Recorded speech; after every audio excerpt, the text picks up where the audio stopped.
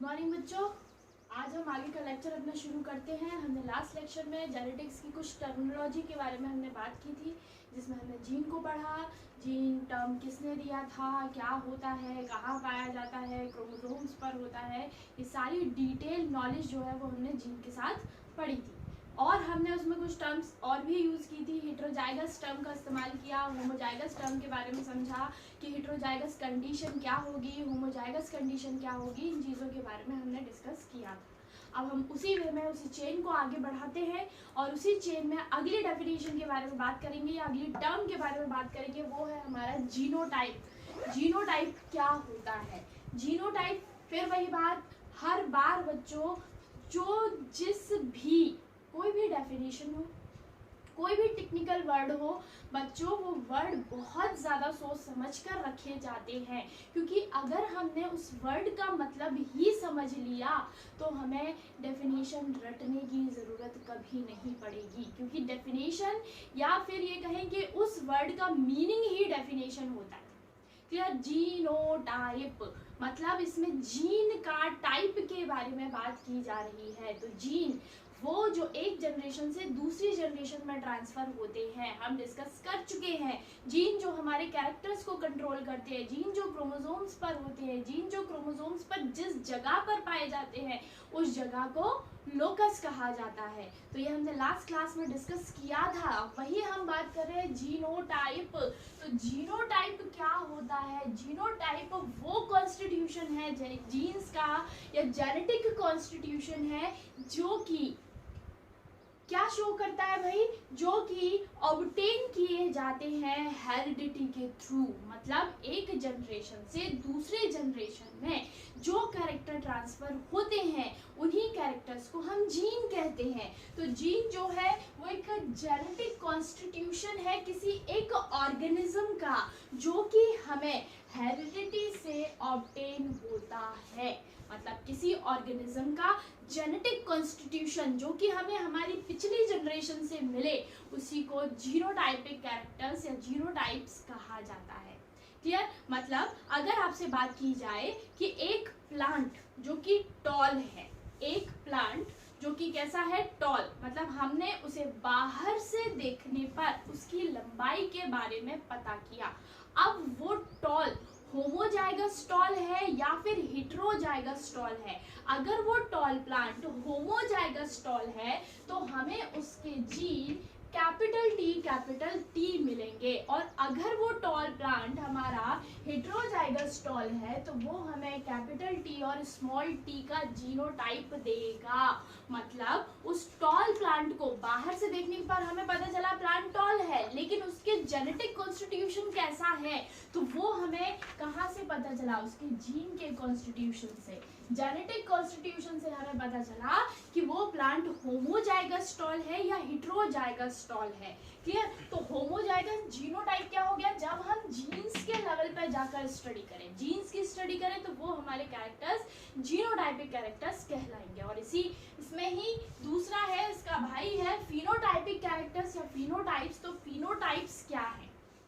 Simple सी बात, आपके school में एक टीचर आया है, बिल्कुल नया टीचर है, आप उसका नाम भी नहीं जानते हैं, वो आपकी क्लास में आया, आपको पढ़ाया, पढ़ाने के बाद आपका कोई एक्सपीरियंस टीचर आता है और वो आपसे पूछता है कि भाई मैम ने कैसा पढ़ाया, या वो मैम कौन थी, क्या था, इस तरीके से आपसे क्वेश्चनिंग की जाती है। भाई नाम तो आप जानते नहीं हैं, तो आपने बताया उन मैम के बारे में कि भाई उन मैम के बाल लंबे थे, हाइट छोटी थी, है ना, पिंक कलर का ड्रेस पहन रखा था। तो इस तरीके से आप लोगों ने क्या बताया कि भाई चश्मा लगा रखा था, ये कर रखा था। मीन्स आप उनको, वो जो भी मैम थी, जो भी सर थे, मैम थे, उनको आप रिकॉग्नाइज करने की कोशिश कर रहे थे बाय देयर फिजिकल अपीयरेंस। मतलब आप उनकी फिजिक को देखकर, बॉडी लैंग्वेज को देखकर रिकॉग्नाइज करने की कोशिश कर रहे थे कि जो टीचर हमें पढ़ा कर गया वो एग्जैक्टली कैसा है। तो वही कैरेक्टर है फिनोटाइपिक कैरेक्टर, जिन्हें बाहर से देखने पर पता चले। प्लांट हमारे सामने, आपके सामने एक प्लांट रखा हुआ है और आपसे बोला जा रहा है कि इस प्लांट के कैरेक्टर्स के बारे में पता करो। आपने फटाफट उस प्लांट को देखा कि इसकी लीफ पतली है, छोटी है, प्लांट टॉल है, फ्लावर का कलर क्या है। तो इस तरीके के छोटे छोटे कैरेक्टर्स जो केवल और केवल आपको देखने से पता चले, वो कैरेक्टर हमारे फिनोटाइपिक कैरेक्टर्स कहलाएंगे। मतलब मॉर्फोलॉजिकली एक्सप्रेशन ऑफ जीनोटाइप। जो भाई प्लांट लंबा है डिसाइड करेगा जीन, क्लियर है। प्लांट बोना है डिसाइड करेगा जीन। प्लांट के फ्लावर का कलर क्या होगा डिसाइड करेगा जीन, क्लियर। तो जीनोटाइपिक कैरेक्टर का मॉर्फोलॉजिकल एक्सप्रेशन, जीन्स का फिजिकली एक्सपीरियंस, देखने पर कैसा लगा, वो कैरेक्टर्स हमारे फिनोटाइपिक कैरेक्टर्स कहलाते हैं। तो सिंपल सी बात, जीनोटाइपिक, जीन वर्ड आ रहा है तो जेनेटिक कॉन्स्टिट्यूशन की बात की जाएगी। फिनोटाइप जिसमें physical, P for physical, P for phenotype, तो उसमें हम बाहर से देखने वाले कैरेक्टर जो हमें विजुअलाइज होते हैं उनके बारे में बात करें। भाई देखने से हमें नहीं पता चलेगा कि प्लांट के पास कौन सा जीन है, कैसा जेनेटिक मेकअप है उसका, वो हम जब तक उसके जेनेटिक लेवल, डीएनए को निकाल कर उसके जेनेटिक लेवल पर जाकर नहीं स्टडी करेंगे तब तक हमें उसके जीन नहीं पता चलेंगे। क्लियर है? आई थिंक क्लियर हो चुका होगा कि फिनोटाइपिक और जीनोटाइपिक कैरेक्टर्स क्या हुए। फिनोटाइपिक बाहर से देखने पर, जीनोटाइपिक जेनेटिक लेवल पर जाकर जब हम जीन्स के बारे में बात करेंगे वो हमारे जेनेटिक कैरेक्टर्स होंगे। ठीक, अब हम अगली डेफिनेशन के बारे में बात करते हैं, डोमिनेंट। मैंने आपको कई बार, देखिए फर्स्ट लेक्चर जरा अपने याद कीजिए, हमने बात की थी कि हमारे पास मदर और फादर दोनों से 23 क्रोमोसोम्स जो हैं वो मिलते हैं, हमें कंबाइन होते हैं, 46 क्रोमोसोम बनते हैं। मतलब आधा सेक्शन जो है वो हमारी आदतों का हमारी मदर से आया, आधा सेक्शन जो है वो हमें हमारे फादर से मिला। क्लियर? अब क्या होता है भाई, दोनों कैरेक्टर में से कोई एक कैरेक्टर ही अपना एक्सप्रेशन देता है। समझ में आया? जैसे हम बात करते हैं कि एक कपल को लेते हैं जिसमें एक मेल की हाइट जो है वो अच्छी हाइट है, लगभग 6 फीट का है, और वही जो फीमेल है या उनकी जो वाइफ है उनकी जो हाइट है वो लगभग हम मान सकते हैं 5 फीट है। ठीक है, 6 फीट और 5 फीट याद रखिएगा। तो मतलब वाइफ की हाइट जो है वो कम है और जो हस्बैंड है उसकी वाइफ हाइट जो है वो कैसी है, ज्यादा है। क्लियर? अब उनका जो ऑफ स्प्रिंग हुआ, उनका जो ऑफ स्प्रिंग होता है, सपोज करते हैं कि उसकी हाइट जो है वो ज्यादा मिलती है। क्लियर? तो समझ रहे होंगे आगे की लाइन मेरी क्या होगी कि हाइट ज्यादा है मतलब किसका कैरेक्टर ट्रांसफर हुआ, फादर का। भाई कैरेक्टर ट्रांसफर मदर का भी हुआ था लेकिन हाइट हमें ज्यादा मिली, मतलब वो किस पर गया, अपने फादर पे गया। इट मीन्स मदर की हाइट का जो जीन ट्रांसफर हुआ था वो वर्किंग नहीं था। क्लियर? और फादर की हाइट का जो जीन ट्रांसफर हुआ वो वर्किंग था। याद रखिएगा इस चीज को, फादर की हाइट का जो जीन ट्रांसफर हुआ दैट इज वर्किंग, मदर की हाइट का जो जीन ट्रांसफर हुआ दैट इज नॉट वर्किंग। अब वर्किंग, नॉन वर्किंग, इसे थोड़ा साइंटिफिक लैंग्वेज में बात करते हैं हम। तो फादर की हाइट का जीन जो ट्रांसफर हुआ, जिसने अपना एक्सप्रेशन दिया, भाई अपकमिंग जो जनरेशन थी, अपकमिंग जो ऑफ स्प्रिंग था उन दोनों कपल का, वो कैसा था, टॉल था। वो कैसा था, टॉल था मतलब उसके पास उसके फादर का कैरेक्टर जो है वो टॉल ट्रांसफर हुआ। दूसरा कैरेक्टर उसकी मदर का भी गया होगा। क्लियर है? दूसरा कैरेक्टर उसकी मदर का भी ट्रांसफर हुआ होगा। ठीक, तो मतलब जो स्मॉल टी है, इस स्मॉल टी ने जो कि मदर का कैरेक्टर था उसने अपना एक्सप्रेशन नहीं दिया, उसने शो ऑफ नहीं किया कि मैं यहाँ पर हूँ। क्लियर? लेकिन फादर का जो कैपिटल बड़ा सा जो टी था जो कि कहाँ से मिला था, फादर से, उसने अपनी डोमिनेंसी दिखाई, मैं हूँ भाई, अपना एक्सप्रेशन दिया कि भाई मैं ही हूँ, मैं हूँ नहीं, मैं ही हूँ। और जिसके कारण जो स्मॉल टी था बेचारा वो क्या हो गया, सप्रेस हो गया। क्लियर? देखो एक बड़ा अच्छा सा एग्जाम्पल जो हमेशा देती हूँ मैं कि एक क्लास में क्या हुआ भाई, अच्छा अरेंजमेंट है, सिटिंग अरेंजमेंट। नॉर्मली क्या होता है, जो पढ़ने वाले बच्चे होते हैं वो आगे बैठने की कोशिश करते हैं कि हम फर्स्ट 2 रो में कोशिश करें, जल्दी जल्दी आगे बैठें, और जिन्हें नहीं पढ़ना होता है वो बच्चे फटाफट से अपने आप के कहीं भी जगह मिल जाए, बस आगे नहीं मिलनी चाहिए, बीच में मिल जाए, पीछे मिल जाए, आराम से जाकर बैठ जाते हैं। तो जिनको अब टीचर ने क्वेश्चन पूछा, जिसको आता है वो फटाफट से क्या करेगा, अपना हाथ ऊपर करेगा। क्लियर? उसने हाथ ऊपर किया, टीचर ने उसे खड़ा किया कि हाँ भाई फटाफट से आंसर दो, और इतने में ही वो अटक गया।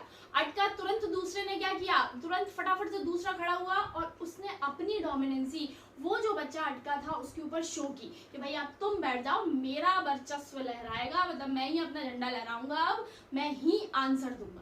समझ में आई बात? तो उसने क्या किया, अपने एक्सप्रेशन से दूसरे के एक्सप्रेशन को क्या कर दिया, सप्रेस कर दिया कि तुम अपना एक्सप्रेशन नहीं दोगे, केवल मेरा ही एक्सप्रेशन सामने जाएगा। तो जो कैरेक्टर अपना एक्सप्रेशन देता है और दूसरे कैरेक्टर को सप्रेस कर देता है, वही कैरेक्टर डोमिनेंट कैरेक्टर कहलाता है। क्लियर? अब ये जो डोमिनेंट कैरेक्टर है ये होमोजाइगस और हेटेरोजाइगस दोनों ही कंडीशन में अपना एक्सप्रेशन शो करेगा। क्लियर है? चाहे वो जेनेटिक मेकअप हेटेरोजाइगस हो, चाहे वो जीनोटाइप होमोजाइगस हो, दोनों ही कंडीशन में डोमिनेंट कैरेक्टर अपना एक्सप्रेशन देता है। जैसे हम बात करते हैं कैपिटल टी की, तो ये जो कैपिटल टी है, अब भाई जनरली हम कैपिटल लेटर से डोमिनेंट कैरेक्टर्स को ही रिप्रेजेंट करते हैं। ठीक है, तो आप याद रखिएगा कि डोमिनेंट कैरेक्टर्स को कैपिटल लेटर से ही डिसाइड किया डिपिक्ट किया जाता है। क्लियर? तो कैपिटल टी दोनों ही कैपिटल लेटर्स है। अब ये अपना एक्सप्रेशन दे, ये अपना एक्सप्रेशन दे, बात तो एक ही। दोनों टी में से कोई भी अपना एक्सप्रेशन दे, देगा तो एक ही ना। समझ में आ रही है ना बात? क्योंकि ये प्योर होमोजाइगस टॉल प्लांट होगा। ठीक है, अब हम जरा हेटेरोजाइगस की बात करते हैं, कैपिटल टी स्मॉल टी। ठीक, कैपिटल टी ने क्या किया, अपने एक्सप्रेशन से स्मॉल टी के एक्सप्रेशन को क्या कर दिया, दबा दिया। भाई तुम अपना कुछ भी नहीं, मतलब तुम अपना एक्सप्रेशन नहीं दे सकते हो, केवल मैं ही अपना एक्सप्रेशन दूंगा। तो ये जो कैपिटल टी हुआ, ये हमारा कैरेक्टर डोमिनेंट कैरेक्टर कहलाया, और जो स्मॉल टी बेचारा बच्चा जिसने अपना एक्सप्रेशन नहीं दिया, जो आंसर नहीं दे पाया था, वो हमारा कहलाया रिसेसिव कैरेक्टर। ठीक है, सप्रेस वर्ड को भूल जाइए, scientific word recessive, dominant recessive. Dominant जो अपना एक्सप्रेशन, फटाफट से डेफिनेशन पे आते हैं, जो अपना एक्सप्रेशन होमोजाइगस कंडीशन और हेटेरोजाइगस कंडीशन दोनों ही जीनोटाइप में शो करते हैं, उन कैरेक्टर्स को हम डोमिनेंट कैरेक्टर कहते हैं। अब ये डोमिनेंट कैरेक्टर कौन सा होगा या कैसे डिसाइड होगा, चलते रहिए साथ साथ, ये भी पता चलेगा। क्लियर? चलिए अगला है रिसेसिव कैरेक्टर, जिसके बारे में हमने थोड़ी बहुत बात की, लेकिन अभी अब थोड़ी और हम डिस्कशन करेंगे। रिसेसिव कैरेक्टर हमारे क्या है, जो अपना एक्सप्रेशन नहीं देते। क्लियर? तो रिसेसिव कैरेक्टर हमारे कौन से हुए, जो अपना एक्सप्रेशन नहीं देते हैं। क्या हमेशा नहीं देंगे, मतलब उनका होना ना होना बात बराबर है? नहीं, ऐसा नहीं है, वो भी अपना एक्सप्रेशन देंगे, लेकिन ओनली इन होमोजाइगस कंडीशन। ये अपना एक्सप्रेशन कब देते हैं, केवल और केवल होमोजाइगस कंडीशन में ही अपना एक्सप्रेशन देंगे, अदरवाइज अपना एक्सप्रेशन नहीं देते हैं। जैसे अगर दोनों ही टी हमारे स्मॉल हो, तब प्लांट 102% कैसा होगा, डॉर्फ होगा। ठीक है, मतलब इस स्मॉल टी ने अपना एक्सप्रेशन दिया, लेकिन कब दिया, जब वो होमोजाइगस जीनोटाइप था। कब दिया, होमोजाइगस जीनोटाइपिक कंडीशन जब बनेगी, तब ही डॉर्फ जो है वो तब ही जो रिसेसिव कैरेक्टर्स हैं वो अपना एक्सप्रेशन शो कर पाते हैं। क्लियर? चलिए इसको भी एक छोटे से एग्जाम्पल से पढ़ते हैं कि किस तरीके से होमोजाइगस दे पाते हैं। फिर वही हम अपनी क्लास पे आते हैं। क्लास में बहुत सारे बच्चे बैठे हैं, ना पढ़ने वाले बच्चे अभी कैसे बैठे, चारों कॉर्नर्स पर अलग अलग दूर दूर बैठे हुए। जो पढ़ने वाले बच्चे थे उन्होंने कहा कि भाई हम तुम्हारे साथ नहीं बैठेंगे। चलिए इसके बाद क्या हुआ, टीचर ने कुछ इस तरीके का अरेंजमेंट किया कि जो पढ़ने वाले बच्चे थे वो सब आगे आ गए, और जो ना पढ़ने वाले बच्चे थे वो धीरे धीरे करके एक साथ इकट्ठे होकर बैठ गए। भाई नॉर्मली क्लास में दो टाइप के ग्रुप्स बनते हैं, एक पढ़ने वाले बच्चों का बन जाता है, एक ना पढ़ने वाले बच्चों का बन जाता है कि भाई ये भी हमारे जैसा है, चलो इसी के साथ हो लेते हैं। तो जितने भी ना पढ़ने वाले बच्चे थे वो सब आपस में मिलकर एक ही जगह पर बैठ गए। क्लियर? अब एक ही जगह पर बैठे 10 बच्चे थे, 10 के 10 बच्चे जब एक साथ एक जगह इकट्ठे होकर बैठे तो उन 10 का शोर हमें ज्यादा सुनाई देगा या नहीं देगा? जब तक वो अलग अलग बैठे थे 10, तब तक उनका प्रेजेंस हमें नहीं पता चल रहा था, क्योंकि डोमिनेंट कैरेक्टर ने या फिर पढ़ने वाले बच्चों ने उन्हें शोर नहीं करने दिया। हर बच्चा जो बगल में बैठा था कि शांत हो जा मुझे पढ़ना है, शांत हो जा मुझे पढ़ना है, तो उन्होंने उनको शोर करने ही नहीं दिया। लेकिन जब वो इकट्ठे होकर एक जगह बैठ गए तो सारे के सारे 10 के 10 ही शोर करने वाले थे, तो उनका शोर ज्यादा सुनाई दिया। मतलब वो जब इकट्ठे हो गए ना पढ़ने वाले बच्चे, तो उनकी आवाजें ज्यादा आने लगी। तो उसी कॉन्सेप्ट को आप यहाँ अप्लाई कर दो, सिंपल। क्या हुआ भाई, जैसे ही रिसेसिव कैरेक्टर साथ साथ आए, उन्होंने अपना एक्सप्रेशन दे दिया। ठीक, उन्होंने अपना एक्सप्रेशन दे दिया, लेकिन जब वो एक बड़े से पढ़ने वाले बच्चे के साथ थे तो इसने इसको अपना एक्सप्रेशन देने ही नहीं दिया कि भाई तुम दे ही नहीं सकते हो, रिसेसिव बन के रहो। क्लियर है, समझ में आया? तो डोमिनेंट कैरेक्टर होमोजाइगस फॉर्म और हेटेरोजाइगस जीनोटाइपिक दोनों ही कंडीशन में अपना एक्सप्रेशन देगा, और जो रिसेसिव कैरेक्टर्स है वो हेटेरोजाइगस में अपना एक्सप्रेशन नहीं देगा, केवल और केवल होमोजाइगस कंडीशन में ही अपना एक्सप्रेशन शो करेगा। क्लियर? चलिए आगे देखते हैं हम। चलिए अब हम आगे और बाकी की डेफिनेशंस के बारे में बात करते हैं थोड़ा थोड़ा। तो हम सबसे पहले बहुत छोटी छोटी सिंपल डेफिनेशंस हैं जिनको केवल समझना है हमें। पेरेंटल जनरेशन क्या होती है? भाई नॉर्मली मदर और फादर वाली जो जनरेशन होगी, जहाँ से हम अपनी ब्रीडिंग की स्टार्टिंग करेंगे, उसी जनरेशन को हम पेरेंटल जनरेशन कहेंगे। ठीक है, एक मेल और एक फीमेल। अगला है हमारा first filial generation. First filial generation जिसे हम नॉर्मली F1 जनरेशन कहते हैं। ठीक, first filial generation F1 generation का ही फुल फॉर्म होता है, जिसे शॉर्ट में F1 जनरेशन कहा जाता है। तो F1 जनरेशन क्या है कि भाई पेरेंटल जनरेशन से जो ऑफस्प्रिंग हमें मिलेगा, पेरेंटल जनरेशन से अगली जो जनरेशन होगी उसे हम फर्स्ट फीलियल जनरेशन या फिर F1 जनरेशन कहेंगे। क्लियर? F1 जनरेशन के बाद अब जब हमने F1 जनरेशन की करवाई सेल्फिंग, F1 जनरेशन की जब हम सेल्फिंग करवाएंगे, सेल्फिंग का मतलब हुआ भाई सेल्फी वर्ड आप लोगों के लिए बड़ा फैमिलियर होगा कि अपनी खुद की फोटो लेना, तो वही चीज है यहाँ पे। सेल्फिंग का मतलब ये हुआ कि F1 जनरेशन के प्लांट की ब्रीडिंग या क्रॉसिंग F1 प्लांट के साथ ही करवाए जाए। ठीक है, मतलब हम क्रॉस करवाएं F1 प्लांट की क्रॉसिंग किसके साथ करवाए? F1 के साथ ही, दैट इज सेल्फिंग। क्लियर? तो उसके साथ जब हमने ब्रीडिंग करवाई और ब्रीडिंग करवाने के बाद हमें जो नेक्स्ट जनरेशन मिलेगी वो हमारी F2 जनरेशन होगी। मतलब हमने शुरुआत की अपनी पेरेंटल जनरेशन, अगला जो स्टेप, अगली जो जनरेशन आई वो हमारी F1 जनरेशन, और फिर F1 जनरेशन की सेल्फिंग कराने के बाद जो जनरेशन हमें मिलती है वो हमारी F2 जनरेशन या फिर सेकंड फीलियल जनरेशन कहलाएगी, F2 इन शॉर्ट। ठीक है, F2 जो है वो सेकंड फीलियल जनरेशन का शॉर्ट फॉर्म है। तो इस तरीके से हम जो आगे स्टडी करेंगे, मेंडल के 3 लॉज के बारे में बात करेंगे, उनमें हम इन वर्ड्स का इस्तेमाल कई बार करेंगे। तो पेरेंटल जनरेशन जहां से क्रॉसिंग शुरू होगी, पेरेंटल जनरेशन के बाद जो पहला जनरेशन मिलेगा F1 जनरेशन, और उस F1 जनरेशन की सेल्फिंग कराने के बाद जो हमें प्रोजेनीज या ऑफस्प्रिंग्स मिलेंगे वो जनरेशन हमारी क्या होगी? F2 जनरेशन होगी। क्लियर? इसके बाद है हमारा भाई ट्रेट क्या होता है? ट्रेट जो है वो नॉर्मली हिंदी में अगर बात करें तो ट्रेट का मतलब होता है लक्षण, गुण। क्लियर? तो ट्रेट क्या है? क्रॉसिंग कराने के बाद जो कैरेक्टर्स हमें दिखाई देंगे उन्हें हम ट्रेट्स कहेंगे। क्लियर? अब भाई इंपॉर्टेंट वर्ड है हमारे लिए, वो है हाइब्रिडाइजेशन। हाइब्रिडाइजेशन क्या है? Artificial reproduction. सिंपल। हाइब्रिडाइजेशन क्या है? Artificial reproduction. मतलब रिप्रोडक्शन, एक नेचुरल तरीके से पॉलिनेशन परफॉर्म करवा दो, एक आर्टिफिशियल तरीके से पॉलिनेशन परफॉर्म करवाओ। तो जब हमने रिप्रोडक्शन परफॉर्म कराया है आर्टिफिशियल तरीके से, मतलब हम नहीं कराया, प्लांट नेचुरली नहीं कर रहा है। क्लियर? तो उस प्रोसेस को हम हाइब्रिडाइजेशन कहेंगे। और इस हाइब्रिडाइजेशन के बाद जो ऑफस्प्रिंग प्रोड्यूस होता है उसे कहा जाता है हाइब्रिड। क्या कहा जाएगा?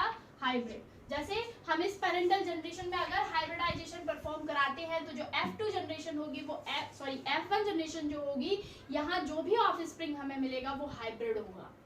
क्लियर। तो हाइब्रिडाइजेशन मींस आर्टिफिशियल रिप्रोडक्शन, करवाए, ह्यूमन इन्वॉल्व हो जाए उसमें, उसे हम कहेंगे हाइब्रिडाइजेशन, ठीक है। और जो ऑफस्प्रिंग मिलेगा वो कहलाएगा हाइब्रिड। लास्ट है हमारी ट्रू ब्रीडिंग लाइन का क्या मतलब है।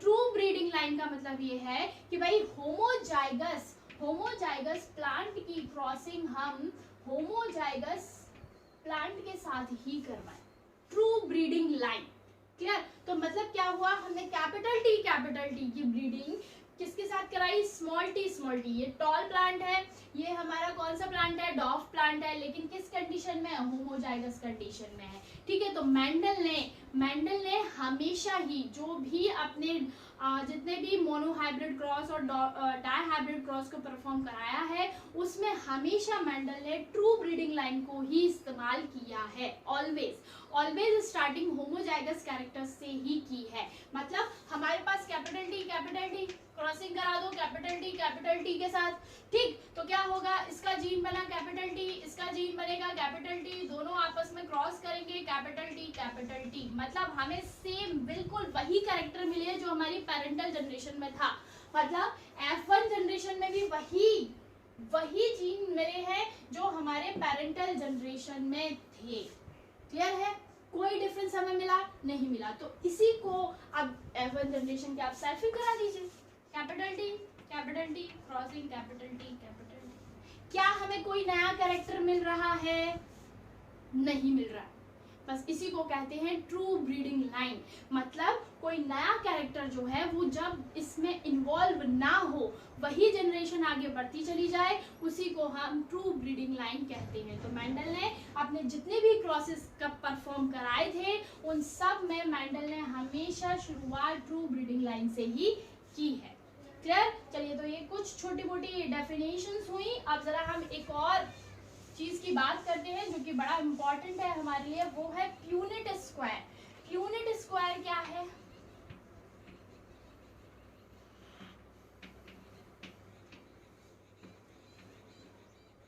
भाई प्यूनेट स्क्वायर जो है वो आरसी प्यूनेट नाम के साइंटिस्ट ने जो है वो दिया था।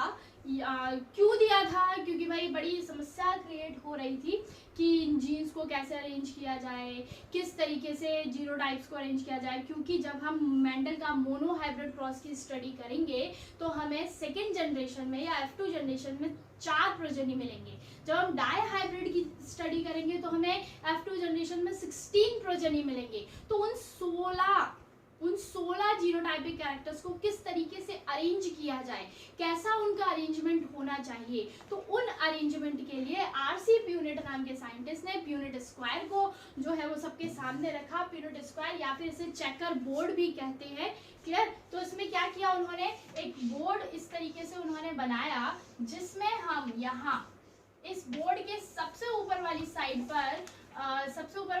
पर हम अपने जितने जो भी जीन हमारे फॉर्म होते हैं उन जीन्स को हम यहाँ पर रखते हैं, क्लियर। यहाँ हमने मेल जीन को रखा और यहाँ हमने फीमेल। भाई ये जो साइंस है इसको भी आप समझ लीजिए, ये जो साइन होता है ये मेल के लिए यूज किया जाता है और ये 0 बनाकर नीचे जो प्लस है ये फीमेल के लिए इस्तेमाल किया जाता है, ठीक। तो ये हमने दोनों कैरेक्टर्स को यहाँ रखा, यहाँ हम सारे जीन्स रखेंगे और जीन्स रखने के बाद इनके जो अपकमिंग जैसे कैपिटल टी स्मॉल टी, हम एक एग्जाम्पल ले लेते हैं। ये हमारे जो है वो जीन्स जो है वो गैमीट्स बनते हैं। अब इनका फॉर्मेशन क्या होगा, कैपिटल टी, मतलब एक टी जो है वो यहाँ से आया, एक टी जो है वो यहाँ से आया। 10 बार बता दिया, पेयर के बिना हम आगे बढ़ ही नहीं सकते।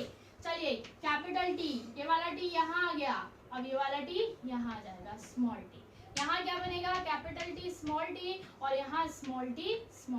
तो भाई इस चेकर बोर्ड के सामने आने से इन जीनोटाइप्स को अरेंज कर पाना बहुत ज्यादा सिंपल हुआ, क्लियर। तो इसे हम क्या कहेंगे, प्यूनेट स्क्वायर, ठीक है। क्यों है प्यूनेट स्क्वायर, क्यों है भाई, क्योंकि आरसी प्यूनेट ने दिया था, ठीक है, इसीलिए प्यूनेट स्क्वायर है। भाई साइंटिस्ट है, कहीं ना कहीं तो ऑनर तो देना ही पड़ेगा, इतना अच्छा काम जो किया है, क्लियर। चलिए, इसके बाद हम आगे बढ़ते हैं, हम शुरू करेंगे मोनोहाइब्रिड क्रॉस को, ठीक। चलिए, ये जो टर्म्स थी जो इम्पोर्टेंट टर्म्स थी वो हमने लगभग ख़त्म कर ली हैं।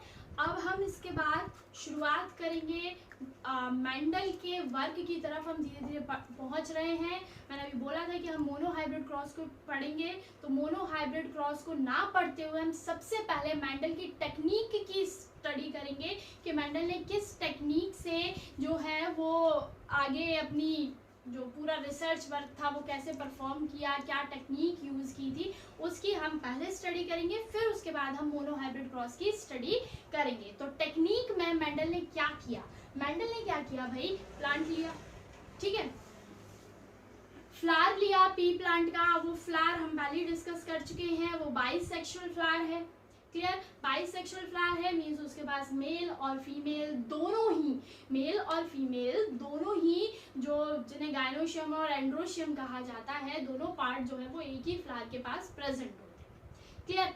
मेंडल को जब सेल्फ पॉलिनेशन करवाना था तब मेंडल क्या करते थे भाई, फटाफट से फ्लावर जो है वो ओपन हुआ, ओपन होने के बाद सेल्फ पॉलिनेशन परफॉर्म कराया। फिर सेल्फ पॉलिनेशन परफॉर्म होने के बाद कि कोई और जीन जो है वो वहां पर नहीं आना चाहिए, क्योंकि भाई जब हमें सेल्फ पॉलिनेशन परफॉर्म कराना है तो हमें क्रॉस पॉलिनेशन की सारी पॉसिबिलिटीज को खत्म करना पड़ेगा, क्योंकि हम भाई नेचुरल तरीके से बैठे हुए हैं कि सेल्फ पॉलिनेशन परफॉर्म होगा और उतनी देर में दूसरे प्लांट से पोलन ग्रेन आकर उस पर गिरते हैं तो वो तो क्रॉस पॉलिनेशन हो गया और हमने जो प्लांट ग्रो किया वो तो खत्म, बेकार हमारा एक्सपेरिमेंट। तो वो नहीं होना चाहिए। तो उसके लिए वो क्या करते थे, जैसे ही सेल्फ पॉलिनेशन परफॉर्म हुआ वो उन फ्लावर्स को एक बैग से, एक नॉर्मल पॉली बैग से कवर अप कर देते थे, जिससे कोई और किसी और फ्लावर का पोलन ग्रेन जो है वो उस फ्लावर के ऊपर गिरना नहीं चाहिए।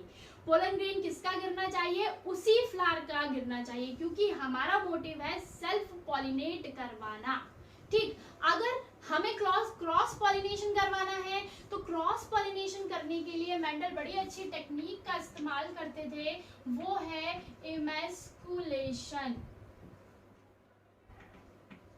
ठीक। इमैस्कुलेशन क्या होता है भाई, इमैस्कुलेशन जब हम पी प्लांट के फ्लावर में से स्टेमन को हटा दें, ठीक, किसको हटा दें, स्टेमन। स्टेमन क्या होता है, एंड्रोशियम के एक सिंगल यूनिट को कहा जाता है स्टेमन। MEN आ रहा है, तुरंत समझ जाइए कि MEN मीन्स क्या होता है, तो ये मेल पार्ट ही होगा डेफिनेटली, ठीक। तो जब स्टेमन को कट करके अलग कर दें हम, फ्लावर में से स्टेमन हटा दिया मतलब एंड्रोशियम वाला पार्ट खत्म, क्या रह गया, गायनोशियम रह गया, और इसी प्रोसेस को इमैस्कुलेशन कहा जाता है। मतलब फ्लावर में से स्टेमन को हटा देना ही क्या कहा जाता है, इमैस्कुलेशन कहा जाता है। तो जब भी मेंडल को क्रॉस पॉलिनेशन करवाना होता था तो तुरंत क्या करते थे, फ्लावर जब तक खिलकर पूरा होता भी नहीं था उससे पहले ही वो बड को ओपन करते थे।